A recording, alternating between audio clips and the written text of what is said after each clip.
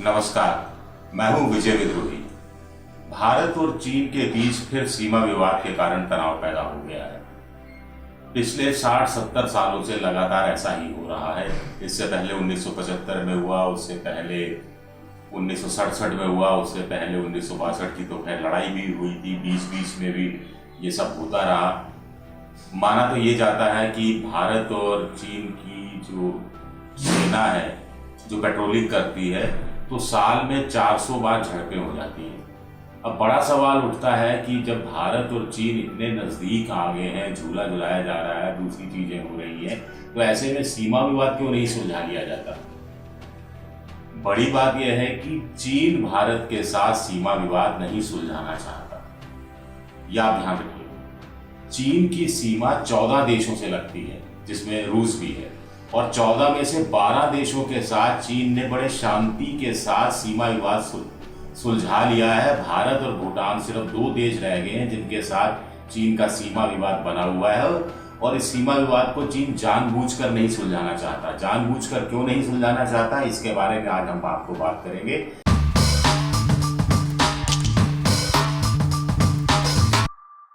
सबसे बड़ी बात है कि भारत और चीन के बीच 3488 किलोमीटर की लंबी सीमा है। इसमें 23 विवादित क्षेत्र हैं, जिसमें डेमचौक भी है, लद्दाख भी है, अरुणाचल प्रदेश का कुछ इलाका भी है, डोकलाम भी है। और इन विवादित क्षेत्रों को चीन लगातार बढ़ाने की कोशिश कर रहा है। गलवान एक नया विवादित क्षेत्र चीन ने बना दिया है।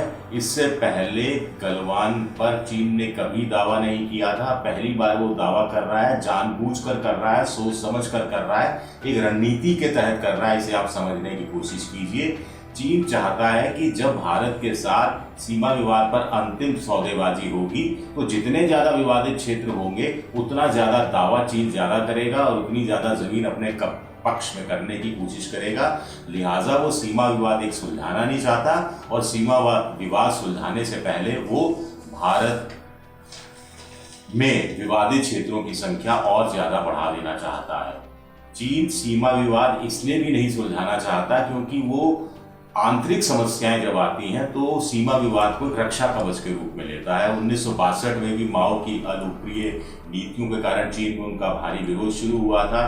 तो माओ ने राष्ट्रीयता का कार्ड खेला था भारत के साथ सीमा विवाद को लेकर, और नेफा, उस समय नेफा कहलाता था जो अब अरुणाचल प्रदेश कहलाता है, भारत पर हमला कर दिया था। दोनों देशों में लड़ाई हुई थी। अब शी जिनपिंग भी कोरोना के कारण बदनाम हो रहे हैं, आर्थिक स्थिति ठीक नहीं है, दुनिया में कई मोर्चों पर वो एक साथ लड़ रहे हैं, तो उनकी स्थिति थोड़ी खराब होती जा रही है। तो ऐसे में उनको भी रास आ रहा है कि राष्ट्रीयता का कार्ड खेला जाए। राष्ट्रीयता का कार्ड तभी खेला जा सकता है जब आप सीमा पर विवाद उसको थोड़ी और हवा दे दो, थोड़ा और भड़का दो। तो जब तक ये राष्ट्रीयता का कार्ड सीमा विवाद की आड़ में चीन की सरकार के पक्ष में जाता रहेगा, तब तक चीन सीमा विवाद सुलझाने वाला नहीं है, और ऐसे में वो भारत के साथ सीमा विवाद नहीं सुलझा रहा। तीसरी बात ये है कि पाकिस्तान और चीन 2 मोर्चों पर भारत एक साथ उलझता रहे, ये चीन चाहता है। चीन ने पाकिस्तान में बहुत पैसा निवेश कर रखा है। भारत और पाकिस्तान के बीच जो तनाव है उसका तीसरा हिस्सा चीन धीरे धीरे बन रहा है। चीन चाहता है कि भारत और चीन की सेनाओं के बीच हल्की फुल्की झड़पें होती रहे, तो उस मोर्चे पर भारत उलझता रहे। दूसरा मोर्चा पाकिस्तान का है, जहां आतंकवादी हिंदुस्तान में आते रहे हैं, और कश्मीर का मसला है वो जिंदा रहे, चीन चाहता है। और जब तक भारत ये तनाव झेलता रहेगा, तब तक चीन आखिर क्यों कोशिश करेगा कि सीमा विवाद सुलझे। एक और वजह यह है कि प्रधानमंत्री मोदी किलेबंदी कर रहे हैं चीन के खिलाफ। ऑस्ट्रेलिया, जापान और अमेरिका के साथ मिलकर क्वाड बनाया गया है। 1 बेल्ट 1 रोड का भारत ने विरोध किया है। भारत जो चीन के आर्थिक हितों पर चोट करने के लिए उनका जो सामान है उसके बहिष्कार की बात कर रहा है, उसको भी राष्ट्रवादी एंगल दिया जा रहा है। तो जब भारत इतनी मोर्चेबंदी चीन के खिलाफ कर रहा है, तो चीन भला क्यों चाहेगा कि सीमा विवाद को सुलझाए, जिससे भारत को ही बड़ी राहत मिले। चीन भारत के साथ दोगली नीति अपनाता रहा है सीमा विवाद को लेकर। 1914 में लद्दाख ब्रिटिश इंडिया और चीन के बीच एक समझौता हुआ था, जिसे शिमला समझौता कहा जाता है, जिसमें मैकमेहन लाइन को अंतर्राष्ट्रीय सीमा रेखा माना गया था। अब चीन ने म्यांमार यानी बर्मा के साथ जब सीमा विवाद का सौदा किया तो इसी मैकमहन लाइन को माना, लेकिन जब भारत के साथ बारी आई सीमा विवाद पर बात करने की तो चीन ने कहा कि साहब वो मैक लाइन को नहीं मानता, क्योंकि ये जो लाइन है साम्राज्यवादी ब्रिटिश काल की देन है जिसको वो स्वीकार नहीं करता, यानी ये दोगलापन है। एक और बात है, कही जाती है कि 1960 में चौंग एनलाई पाकिस्तान चीन के जो प्रीमियर थे वो हिंदुस्तान आए थे और तब उन्होंने एक तरह से इशारा किया था कि अरुणाचल प्रदेश चीन भारत को दे देगा, बदले में अक्साई चीन भारत चीन को दे दे। दोनों का इलाका भी 38,000 स्क्वायर किलोमीटर के आसपास है। तब पंडित नेहरू ने इसके पक्ष में नहीं थे, क्योंकि वो पक्ष में इसलिए भी नहीं थे क्योंकि संसद से लेकर सड़क तक विरोध हो रहा था।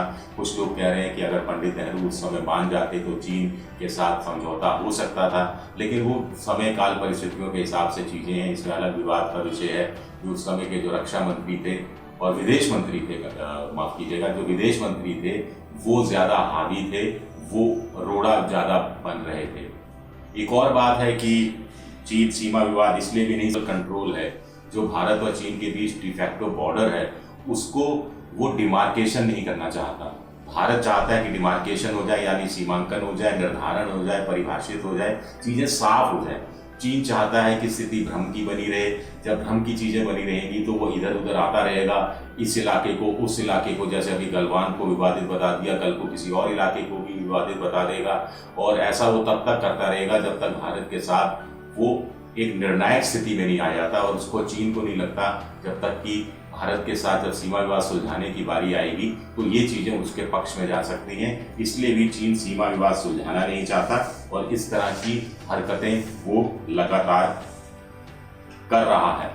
देखिए 1947 में हिंदुस्तान आज़ाद हुआ था, 1949 2 साल बाद चीन आज़ाद हुआ, साम्यवादी देश बना। भारत दुनिया का पहला देश था जिसने चीन को मान्यता दी थी, लेकिन चीन अपनी हरकतों से बाज नहीं आया था। तब भारत ने कहा कि सीमा विवाद सुलझा लेते हैं। तब सिर्फ कश्मीर का एक छोटा सा हिस्सा था जो भारत और चीन की सीमा थी, क्योंकि बीच में तो तिब्बत आ जाता था। लेकिन तब चीन ने कहा साहब नई सरकार बनी है, अभी तो हमारे पास नक्शे भी नहीं है, बाद में सुलझा लेंगे। अगले ही साल 1950 में चीन ने तिब्बत पर कब्जा कर लिया। उसके बाद अक्साई चीन में सड़कें बनानी शुरू कर दी, और जब तिब्बत पर कब्जा कर लिया तो जो बफर जोन खत्म हो गया, चीन और भारत के बीच का फासला खत्म हो गया, और जो अंतर्राष्ट्रीय सीमा दोनों देशों के बीच कश्मीर का कुछ हिस्से की कुछ किलोमीटर भर थी वो अब 3488 किलोमीटर होगी।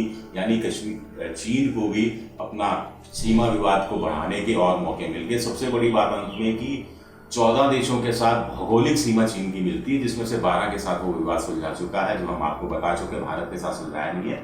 लेकिन 23 देश हैं कुल मिलाकर जिनके साथ चीन जमीन को लेकर विवाद उठाता रहा है, और कुछ देश, इंडोनेशिया जैसे देश तो चीन से 1000 किलोमीटर दूर है, जहां की जमीन पर चीन अपना वादा और दावा अपना ठोकता रहा है।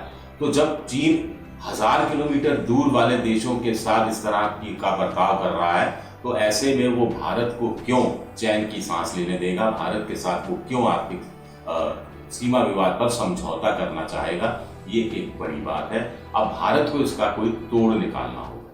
एबीपी न्यूज आपको रखे आगे।